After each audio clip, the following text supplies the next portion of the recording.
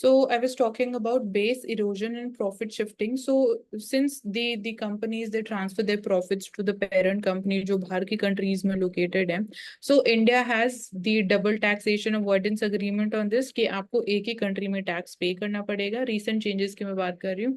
And then OECD has also proposed कि एक universal, for example 15% of the corporate tax होना चाहिए, जो कि अगेन टैक्स हेवन्स जिन कंट्रीज को हम बोलते हैं, एंड एक तरीके से उसको भी लूप होल को ही मिसयूज किया जाता है बाय दीज कंपनीज कि वहां पे बहुत ही लेस, बहुत नेग्लिजिबल अमाउंट का उनको टैक्स पे करना पड़ता है, कॉर्पोरेट टैक्स पे करना पड़ता है. तो अगर हर एक कंट्री के ऊपर 15% कॉर्पोरेट टैक्स एप्लीकेबल हो जाएगा तो जो अभी टैक्स हेवन कंट्रीज का जो एडवांटेज है वो उसको नहीं मिसयूज कर पाएंगे. एंड इवन जहाँ पे the home country, the base companies where they are having their presence, उस कंट्री को भी बेनिफिट की जो हम बात करते हैं, तो एक तरीके से फेयर शेयरिंग हो जाएगी. So this is one of the changes that has been proposed by OECD as of now. And equalization level की हम बात कर चुके हैं. तो these are certain ways through which we can ensure कि base erosion and profit shifting is not adhered to. तो tax avoidance इनको मेजर्स बोलते हैं, एक तरीके से जो लीगल लूप होल्स हैं उनको मिसयूज किया जाता है in tax avoidance. So tax avoidance is not illegal as such.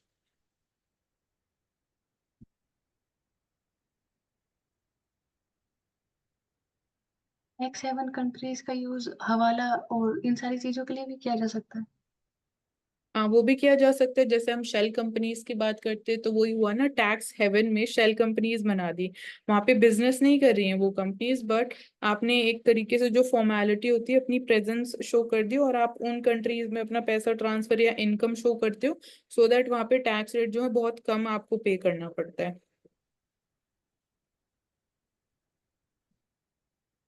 Kaveri Nigam return to the centre मेकादातु. तो मेकादातु बैलेंसिंग रिजर्वायर कम ड्रिंकिंग वाटर प्रोजेक्ट है जो कि कर्नाटक कावेरी निगम लिमिटेड द्वारा अप्रोच किया गया है, जो कि पिछले 6 साल से इसको लेकर रिजोल्व नहीं हुआ. वो उसी तरह से रुका हुआ कि इस तरह से उस जो प्रोजेक्ट है उसको आगे बढ़ाया जा सके, जो कि environment impact assessment drawing up an environment management plan से रिलेटेड इश्यूज को बनाया जा सके. इसके अलावा जो साइंटिफिक और मेंबर्स हैं एक्सपर्ट कमेटी के, उनसे रिलेटेड जो हाइब्रिड इलेक्ट्रॉनिक प्रोजेक्ट है स्पेशल पर्पस के लिए vehicle floating to implement irrigation project जो कावेरी बेसिन के ऊपर बनना है कर्नाटक में, उससे रिगार्डिंग उस वर्क को बढ़ाया जा सके. इसके अलावा इसमें तमिलनाडु से रिलेटेड इशू देखने के लिए मिलता है, क्योंकि तमिलनाडु इस प्रोजेक्ट के लिए बोलता है कि इनके पास रिकॉल नहीं है. 2019 में जब स्टेट गवर्नमेंट फेल हो गई थी अपील करने में कोर्ट ऑफ एक्शन के अकॉर्डिंग, जो कावेरी के ऊपर बनना चाहिए, कावेरी को लेकर कर्नाटक और तमिलनाडु में इशू देखने के लिए मिलता है रिवर से रिलेटेड अपलिफ्टिंग और वाटर इरिगेशन का यूज के लिए.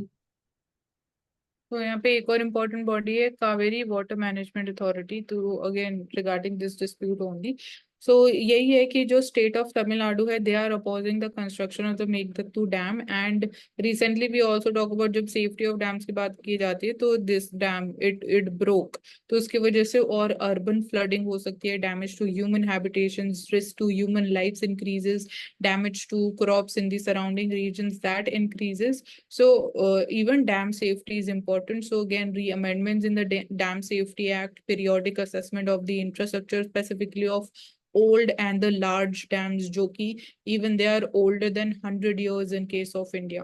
So that's important. And effective implementation of Dam Safety Act is another challenge that is faced on major scale. So this also becomes an example of the interstate water dispute between Karnataka and Tamil Nadu particularly, and Meghdadtu Dam is on Kaveri River. With important facts. Death of reform. तो lateral entry से related हाल ही में देखा गया था कि 45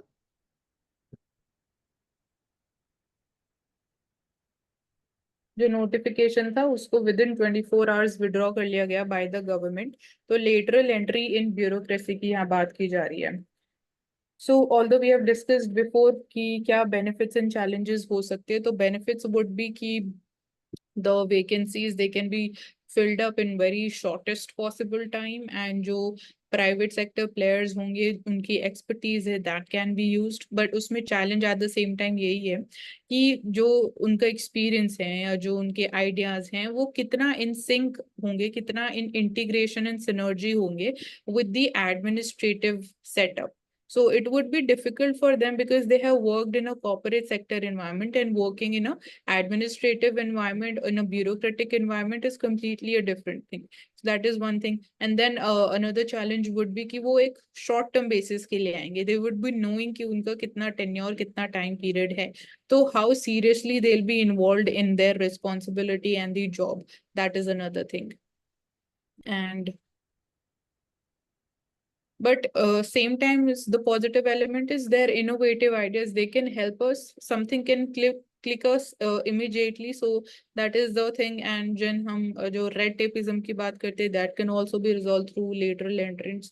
And इसमें again हम बात करते हैं of, for example, जो आधार कार्ड का है उसमें again Nandan Nilekani sir we headed, so that is also an example of lateral entry. He looked into the entire exercise of Aadhaar card. And यहाँ पे अभी withdraw करने का reason तो again we see कि politically है, because of again the coalition government in the center. So certain the people they opposed, जो coalition members they opposed this idea, and the notification was withdrawn immediately. So यहाँ पे again clarity on the part of policy formulation is one thing that needs to be there. तो बहुत सारे questions है कि why should the public service remain a monopoly of IS and IFS officers? So it's not about monopoly. It is also about कि they go through that entire process, which is considered to be again very difficult, and then you're allowing easy entry to the lateral entrance to the corporate sector people. So even that is opposed by the bureaucrats.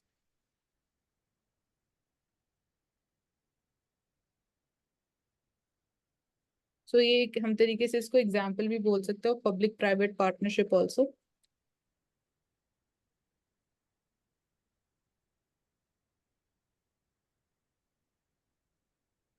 Proposed to reduce reduction in high internet cost by telecos ISP under PM वानी. PM वानी की बात करते हैं तो programme start किया गया था 2024 में. एम था कि रिसीव कर सके ब्रॉडकास्ट को कनेक्ट किया जा सके लास्ट एंड तक, और सभी डिस्ट्रिक्ट्स के साथ जो इंटरनेट वाईफाई को प्रोवाइड कराया जा सके. इसके साथ डिस्ट्रिक्ट प्रोग्राम भी देखा गया था कि पंचायत को इंटरनेट के साथ कनेक्ट किया जाए ताकि जो ई डिस्ट्रिक्ट प्रोग्राम है उसको प्रमोट किया जा सके. तो उस रिगार्डिंग किस तरह से जब हम PDO does not make a viable business owned by the high cost and less revenue. जब हम डाटा स्ट्रेच की बात करते हैं तो वानी के अंदर जो 5 to 10 रुपए पर डे प्रोवाइड कराया जाता है. वही जो अदर कंपनीज की बात करते हैं तो वो काफी ज्यादा होता है. तो किस तरह से उसको बैलेंस किया जाए और उसको कम किया जाए वानी प्रोजेक्ट के So अंदर. PM वानी प्रोग्राम की फुल फॉर्म पता होनी चाहिए. तो it is the Pradhan Mantri WiFi access network interface programme. So इसमें दो कंपोनेंट्स हैं, एक availability and second is affordability. तो अफोर्डेबिलिटी की बात यहाँ की गई है कि जो कनेक्शन रेट्स है, broadband connection rates, internet rates है, वो उनकी कॉस्ट कम होनी चाहिए. अपार्ट फ्रॉम दिस इस प्रोग्राम को 2020 में लॉन्च किया गया था. एंड भारत नेट प्रोग्राम जो आपने अभी बोला कि Bharat net programme is the one जिसमें वी आर इंश्योरिंग कि there is availability and access of internet services in all the gram panchayat in India. So it needs to be connected. तो वहां पे हम फाइबर नेटवर्क की बात कर रहे हैं, laying down of the fibre network. And जो की वर्ड यहाँ पे है वो है democratize the content distribution and the broadband access at affordable rates through the public Wi-Fi hotspots. So we are working upon this, but challenge यहाँ पे data security, data safety है, because public Wi-Fi hotspots या फिर आप for example public charging stations की अगर आप बात करते हो, जैसे ऑन एन एयरपोर्ट आपके पास वहाँ पे चार्जिंग स्टेशन होगा, वहाँ पे आप अपना फोन या लैपटॉप चार्ज कर सकते हो, बट वो सेफ नहीं कंसिडर किया जाता. तो इट इज ऑफन सेड कि please try to avoid using such types of infrastructure, क्योंकि वहाँ पे अगेन स्पैम हो सकता है या फिर अगेन डेटा सिक्योरिटी जो है your device can be hacked also. So these are the concerns also. And So PDOs जो है public data offices है, and ISPs internet service providers. So it is important when we're talking about democratizing the content or decentralization of the services. And यहाँ पे we saw कि even apart from जो यहाँ पे तो particularly broadband services की बात की जा रही है, तो बाकी जो telecom players हैं, so we are seeing कि even tariff rate hikes भी की जा रही है, क्योंकि इंडिया में बस जो मेन लार्ज टेलीकॉम प्लेयर्स हैं वो सिर्फ 3 प्लेयर्स हैं. So they are having the entire power in their hands when it comes to the pricing decisions. So in that case, ensuring that there is fair competition, so the role of Competition Commission of India also becomes important there. So according to TRAI, a comparison of 100 Mbps of internet leased line tariff with 100 Mbps of FTTH broadband connection shows that annual tariffs for internet lease line are 40 to 80 times higher than a retail connection. So this is the gap when it comes to the pricing. So FTTH connections kya hai? These are the tariffs for retail broadband connections. और normal वाला जो है that is again the internet leased line tariffs. So ये technical है थोड़ा, इतना हमें जाने की जरूरत नहीं है इसमें. स्पेक्ट्रम बैंड एलोकेशन की रिगार्डिंग डिस्कस कर सकते हैं कि उनका यूज इंटरनेट के लिए किया जाए, फिर टेलीकॉम के लिए प्रोवाइड कराया जाए, किसके माध्यम से कल भी डिस्कस किया था हमने कि किस तरह से उसको इंक्रीज किया जा सकता है, कि स्पेक्ट्रम बैंड के माध्यम से 5G तक प्रमोट किया जाए, या फिर जो बिग टेक जैसे जियो और अदर कंट्रीज है उनके लिए यूज किया जाए. तो जो पब्लिक वाईफाई हॉटस्पॉट्स है वहां पे वी आर सीइंग कॉस्ट अभी ज्यादा है, तो उसको कम करने की बात की जा रही है. अगर आप पर्सनल यूज के लिए you want to have a broadband connection, तो वहां पे cost is only ₹300 to 400 per month.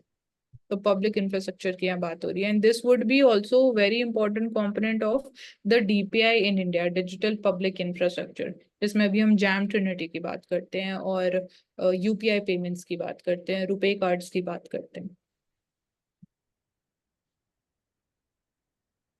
Space sector contribute 20,000 crore to Indian GDP over a last decade. तो यहाँ देख सकते हैं किस तरह से 96,000 जॉब्स जो है पब्लिक एंड प्राइवेट सेक्टर में प्रोवाइड की जाती है. सोशल इकोनॉमिकल इम्पैक्ट जो है स्पेस सेक्टर का देखा जा सकता है 2014 से किस तरह से 24 में देखने के लिए मिलता है. गगनयान या चंद्रयान और इन्फोसेट अलग अलग. इसके अलावा जब हम बात करते हैं पब्लिक प्राइवेट पार्टनरशिप की, उसमें इन इन स्पेस की बात करते हैं या फिर वर्ल्ड में बात करते हैं, तो किस तरह से अदर कंट्रीज के रॉकेट्स को PSLV या GSLV के माध्यम से लॉन्च किया जाता है, तो उसकी भी भागीदारी देखी जा सकती है. और हम स्पेस डे सेलिब्रेट करते हैं 23rd August every year. So last year we celebrated the successful landing of Chandrayaan-3. So it is having multiplier effects of $2.5 to the Indian economy, and Indian Space Force was 2.5 times, be it job creation, be it again the generation of revenue and the contribution of GDP. And again, India is a growing regional power as far as the space sector is concerned. कल ही हमने हमारे upcoming mission और जो सबसे important mission है उनकी भी बात करी थी. तो गगनयान मिशन हो, रीयूजेबल लॉन्च व्हीकल हो, स्मॉल सैटेलाइट लॉन्च व्हीकल हो, and also increasing the competitiveness of the space missions, because India is the only country in the entire world where we see that low cost missions and their success rate is very high. So this is one of the advantage which is again out of the Indian जुगाड़ skills या जो हमारी inherent capabilities है उसकी वजह से driven है. So commercialization of space पे बात कर रहे हैं, then again we can talk about the important role of these startups. For example, Skyroot Space is there. कल हमने ध्रुव की भी बात करी थी, वो भी एक important startup है.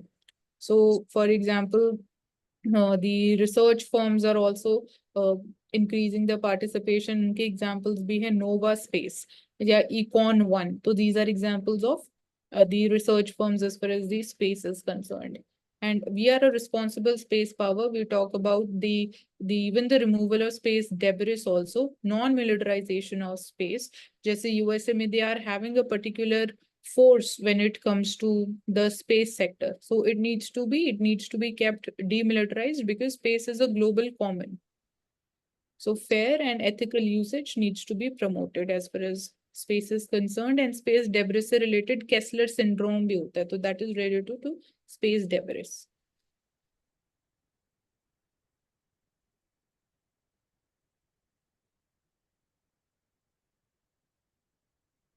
The road to 2047 for Indian agriculture. Indian agriculture में क्या क्या चेंजेस किए जा सकते हैं जिसकी वजह से सिग्निफिकेंस इंक्रीज मिल सके पर कैपिटल ग्रोस नेशनल इनकम में, ताकि जो इनकम है उसको 6 टाइम बढ़ाया जा सके। इसके अलावा जो पर कैपिटल इनकम है उसको इंक्रीज किया जा सके। जब हम देखते हैं कि किस तरह से 46% जो पीपल है वो एग्रीकल्चर में एम्प्लॉय है, पर जब हम जीडीपी में उसका योगदान देखते हैं वो सिर्फ 18% हमें देखने के लिए मिलता है। तो उसको किस तरह से बढ़ाया जा सके, उसके लिए अलग अलग स्कीम्स और इनिशिएटिव यूज किए जाते हैं, जैसे प्रधानमंत्री फसल बीमा योजना, प्रधानमंत्री किसान अ, Samman Nidhi, soil health card. उसके अलावा किस तरह से जो जेनेटिक इंजीनियरिंग के माध्यम से प्रमोट किया जाता है ताकि जो फसल को रेजिलेंट बनाया जा सके, कम वाटर यूज किया जा सके, ड्रिप इरिगेशन को प्रमोट किया जा सके ताकि जो फसल है उसमें पानी का यूज कम किया जा सके। उसके अलावा फर्टिलाइजर्स में जो सब्सिडी प्रोवाइड की जाती है, उसके अलावा ये देखा जा सकता है कि किस तरह से उसमें जो नाइट्रोजन फास्फेट और का रेशो लिया जाता है उसको चेंज किया जा सके ताकि जो सोइल की हेल्थ है वो बनी रहे, उसकी फर्टिलिटी को बढ़ाया जा सके। नेशनल सर्वे किए जाते हैं ताकि जो विलेज और ऐसे एरियाज हैं जहाँ पर टेक्नोलॉजी इंप्रूव होनी चाहिए उनको ई लैंड के माध्यम से जमीन के एक ढांचा तैयार किया जाता है ताकि एक स्ट्रक्चर पूरी तरह से अवेलेबल हो सके और उनके माध्यम से रूरल एरियाज को भी कनेक्ट किया जा सके अदर एरियाज के साथ। तो इसमें बहुत सारे इंपॉर्टेंट एस्पेक्ट्स की बात की गई है। जब हम एग्रीकल्चरल ग्रोथ की बात करते हैं तो एक तो 46% ऑफ जो एम्प्लॉयमेंट है, जो हमारी वर्क फोर्स है, that is engaged in agriculture sector, but their contribution to GDP is only 18%। So हमें एग्रीकल्चर प्रोडक्टिविटी को इंक्रीज करने की हम यहाँ बात कर रहे हैं कि कैसे इंक्रीज कर सकते हैं। तो उसमें बहुत सारे सब कॉम्पोनेंट्स है। For example soil health would be one, then high yield varieties, जब हम सीड्स अवेलेबिलिटी की बात करते हैं, the cost of seeds, and in that case हम जीएम क्रॉप्स की भी बात कर सकते हैं, genetic engineering, and also increasing the usage of our traditional seeds also, because India is a diverse country, so this is again one of the major advantages. And recently we even saw that a prime minister also launched approximately 109 seed varieties.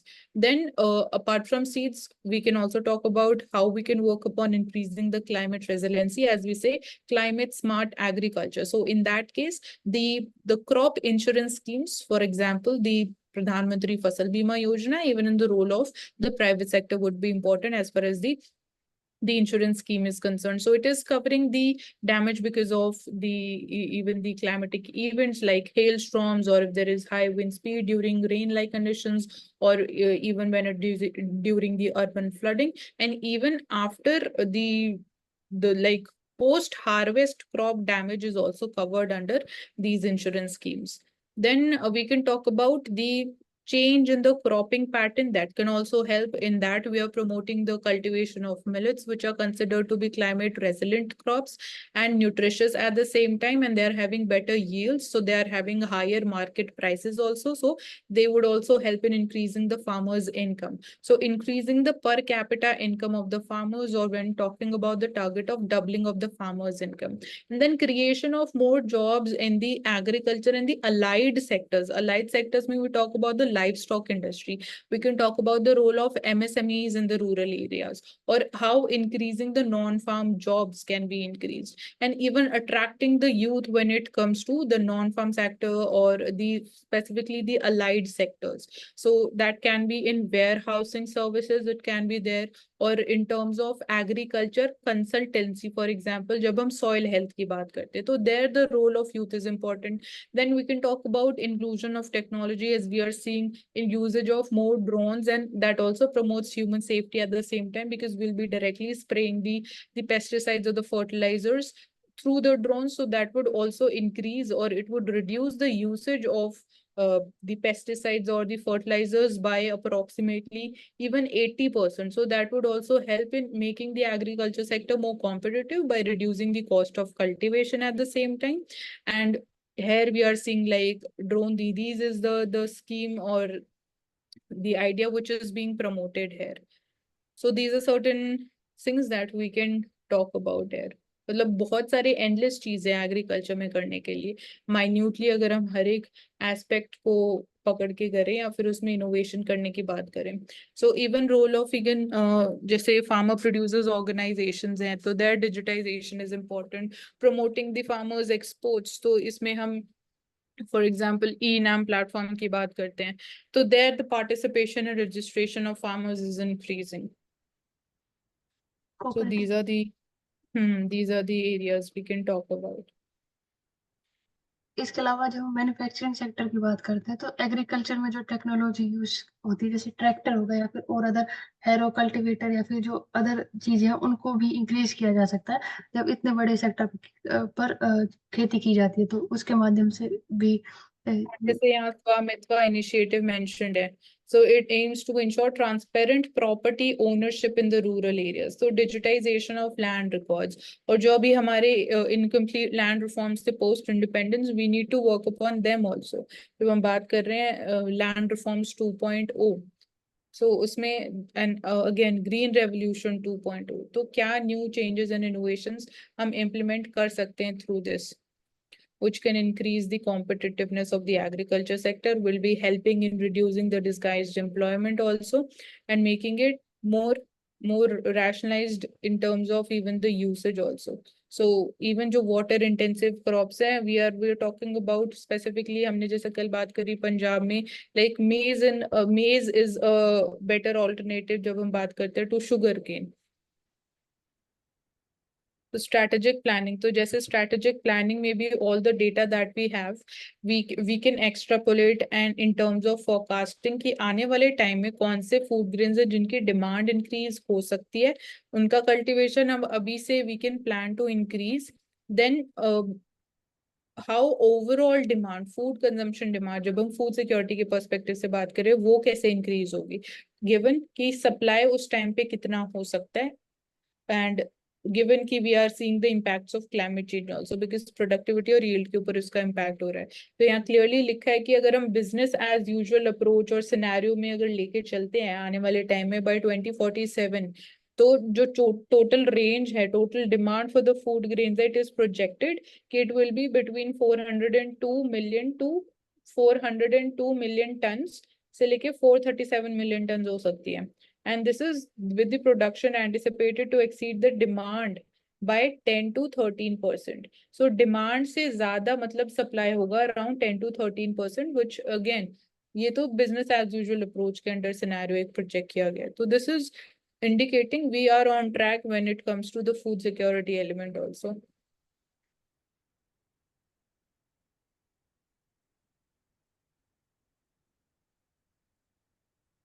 Rain force one train की बात कर सकते हैं जब हम Russia Ukraine युद्ध की बात करते हैं तो उसके बाद से जो जितने भी हवाई यात्रा है वहां पर रोक दी गई है उसकी वजह से अब तक जितने भी वर्ल्ड लीडर्स ने वहां पर विजिट किया है उन सभी ने इस ट्रेन के माध्यम से किया है. इसके लिए आयरन डिप्लोमेसी वर्ड यूज किया गया है.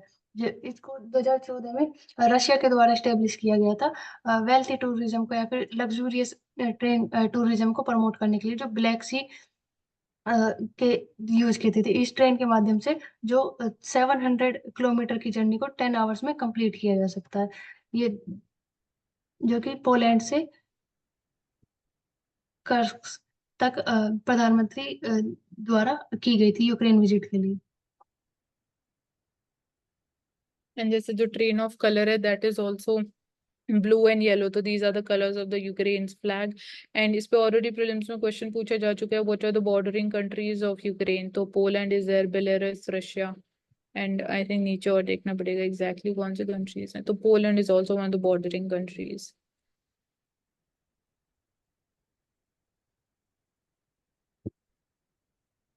Implementing school safety guidelines centre tell to state.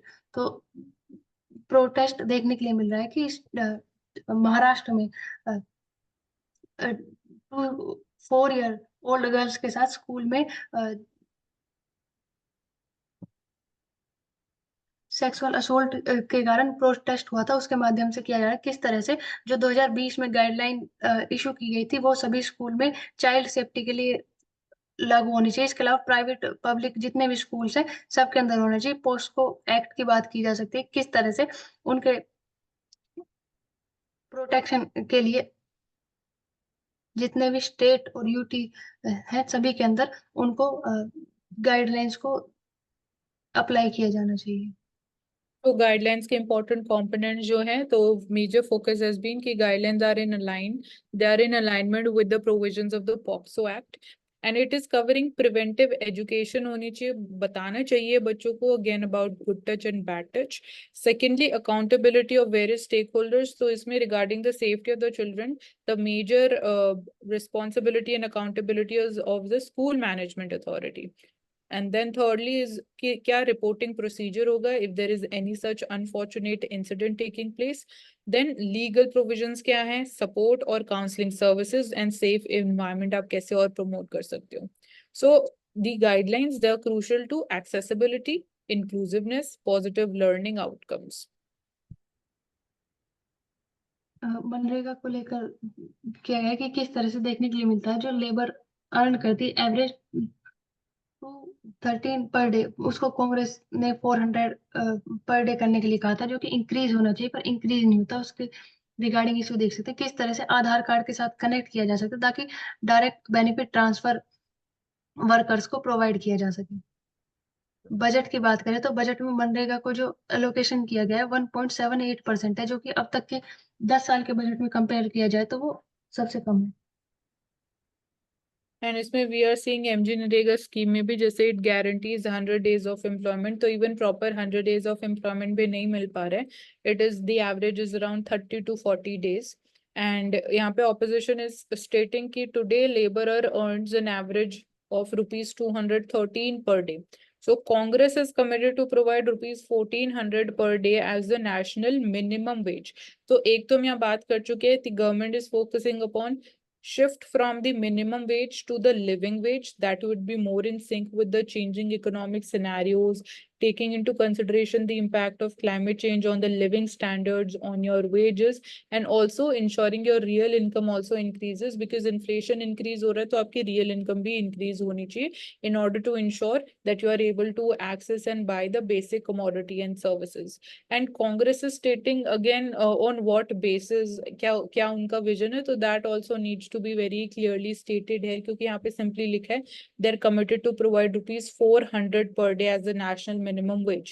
So what is the basis of deciding this amount? Why only 400? Why not less or more than this? So this is also one of the aspects. So that is why we say कि as a part of debate and discussion, or the role, or to keep the healthy functioning of democracy, role of opposition is very important. It highlights the major issues which are there in a country so that we can better increase the working and the welfare of the people. इसके अलावा जब मनरेगा की बात करते हैं तो उसको government के जो ग्रीन फील्ड प्रोजेक्ट है उनके साथ कनेक्ट किया जा सकता है, जिससे गवर्नमेंट को भी बेनिफिट होगा। उसके अलावा जो पब्लिक प्राइवेट पार्टनरशिप चलाई जाती है उनके लिए भी एम्प्लॉयमेंट प्रोवाइड करवाया जा सकता है। Right. Signals from US Fed chief, इसको थोड़ा अगर डेटा हम देखें जो ग्राफ्स दे रखे हैं, यूएस इन्फ्लेशन रेट डेटा, तो we are seeing inflation has been declining, 2.9% आ चुका है फ्रॉम 9% जो कि था जून 2022 में आफ्टर कोविड-19 वाले टाइम पीरियड में। तो this is one positive sign. Second, US federal funds rate जो है that is at 5.5%। This we have seen because of the tight monetary policy, they have been increasing the tight monetary policy, they've been increasing the repo rate. तो ये तो एक monetary policy stance है। And third is US unemployment data, तो unemployment भी decline हुई है 4.3%। तो we seeing more stable conditions. And why we are talking about US Fed rate, हम इंडियन सेंट्रल बैंक की क्यों नहीं बात कर रहे? तो एक तरीके से जो यूएस फेड रिजर्व का जो पॉलिसी स्टांस होता है, what is their outlook as far as the global economy and the global economic changes are happening, तो एक तरीके से वो लीडरशिप पोजीशन की तरह उसको परसीव किया जाता है। एंड देन अकॉर्डिंगली हर कंट्री अपनी इकोनॉमिक सिचुएशन के हिसाब से they decide the policy stand की क्या मोर एप्रोप्रिएट चेंजेस होने चाहिए इन द मॉनेटरी पॉलिसी। और मैंने पहले बोले जब हम आर्टिकल डिस्कस कर रहे थे, that was a mistake, expansionary monetary policy नहीं था, वो कॉन्ट्रैक्शनरी मॉनेटरी पॉलिसी फॉलो किया जा रहा है, बिकॉज रेपो रेट जो है उनको इंक्रीज किया जा रहा है, लिक्विडिटी कम की जा रही है, सो दैट हम इन्फ्लेशन को कंट्रोल कर सके। ओके, नेक्स्ट टॉपिक, डैम्बुर डैम और डैम्बुर लेक तो कहाँ लोकेटेड है? एक ऊपर स्क्रॉल करो। त्रिपुरा में लोकेटेड है ये। हैवी रेन हुई थी, इसकी वजह से बोला जा रहा था कि डैम का जो पानी है वो इनफ्लो किया जा रहा है बांग्लादेश में, जिसकी वजह से वहाँ फ्लड आएगी, जो कि बांग्लादेश को पनिश करने के लिए, क्योंकि हसीना रूल, पोस्ट हसीना रूलर्स जो भी इवेंट वहाँ हुआ था उसकी वजह से।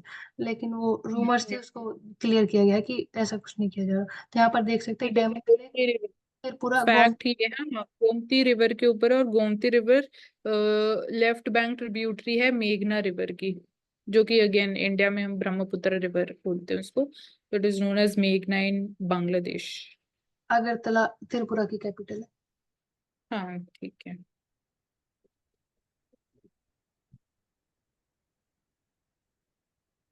एग्जामिनेशन मार्क इन्फ्लेशन, तो क्राइटेरिया बताया जाएगा कि क्या सिर्फ जो मार्क्स है वो किसी स्टूडेंट की क्रेडिबिलिटी या फिर उसको हैम्पर करने के लिए, उस चीज के लिए काफी है, या फिर उनके लिए क्या क्या चेंजेस होने चाहिए।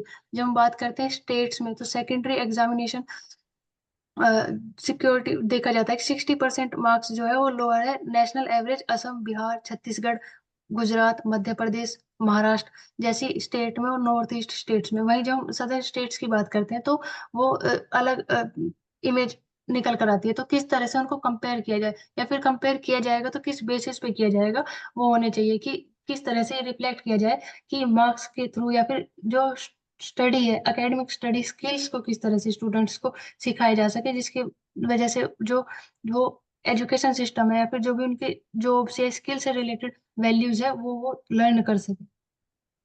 अगर हम एग्जाम्स की बात करते हैं तो national eligibility cum entrance test, joining entrance test और यूनिवर्सिटी एंट्रेंस टेस्ट से रिलेटेड जो टेस्ट हमें देखने के लिए मिलते हैं, वो भी 12th लेवल पर कुछ ही स्टूडेंट्स के द्वारा किए जाते हैं। तो उसको किस तरह से बढ़ाया जाए, या फिर उसके लिए क्या ट्रांसपेरेंसी होनी चाहिए, क्या इफेक्ट उनके लिए लिए जाने चाहिए, कि किस तरह से जो रिजल्ट डिक्लेयर कर दिया जाता है, रिजल्ट के बाद जो आंसर्स है या जो इशू है, जो क्वेरीज होती है, उनको क्लियर करने के लिए क्या स्टेप लिए जाने चाहिए, ताकि स्टूडेंट्स के लिए एक क्लियर इमेज बन सके और वो उन चीजों को समझ सके। अगर कोई क्वेश्चन में एरर आता है तो उसे सोल्व करने के लिए, उसको क्लियर करने के लिए कोई कमेटी या फिर कोई स्पेसिफिक ऑनलाइन इवेल्युएशन होना चाहिए, ताकि चीजों को क्लियर किया जा सके। And anti-cheating law recently जो है that is also a step in this direction, increasing transparency and accountability, regular audits को promote करना, ensuring कि जो leakages होती है, पेपर लीक हो जाते हैं पहले before the date of the examination, उसको कैसे हम स्टॉप कर सकते हैं। तो security infrastructure is one aspect. Then हम बात करते हैं कि अगेन एक प्रोविजन की जो बात की गई है that is imposition of penalty and imprisonment. And then apart from this ये भी बोला गया है कि we need to shift towards the pen and paper based examinations.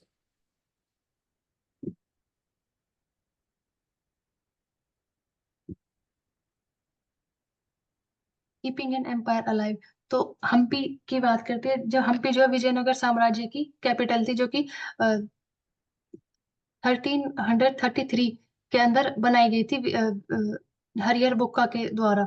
उसके बाद उन्हें जब हम बात करते हैं 1986 के आसपास, 86 में UNESCO world heritage site declare किया गया था इंडिया में। उनके आसपास के जो 30 विलेजेस हैं उनको भी इसी के अंदर ऐड किया गया था। किस तरह से जब हम बात करते हैं हम्पी को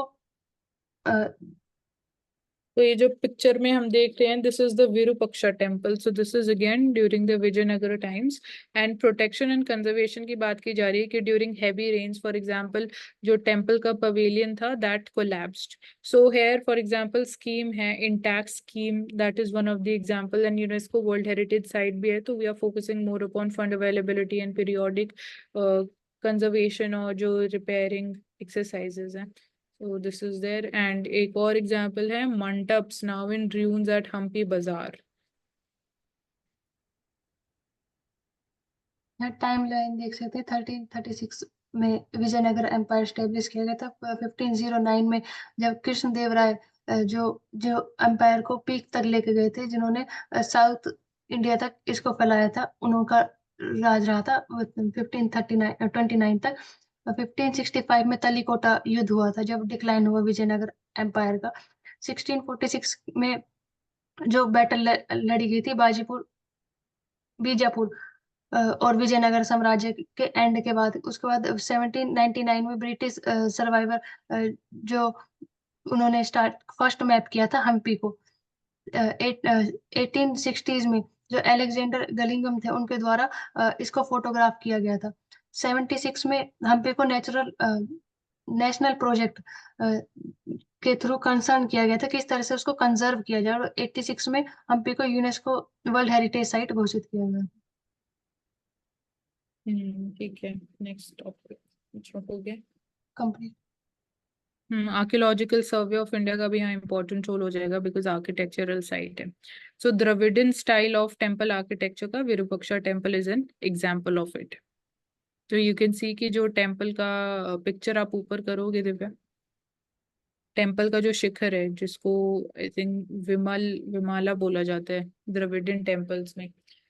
सो यू कैन सी कि स्टेयरकेस शेप जो है, स्टेप स्ट्रक्चर जो है of the shikhara of the temple.